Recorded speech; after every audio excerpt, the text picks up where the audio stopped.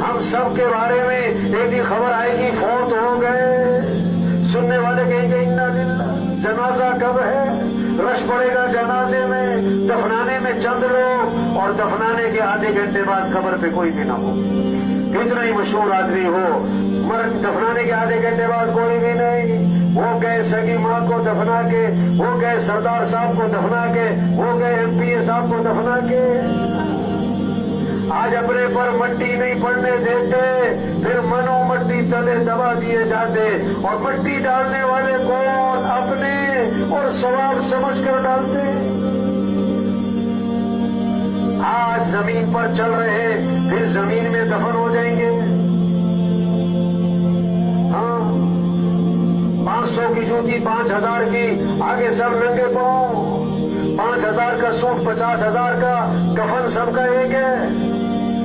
2 मरले का मकान, 4 कनाल का बंगला,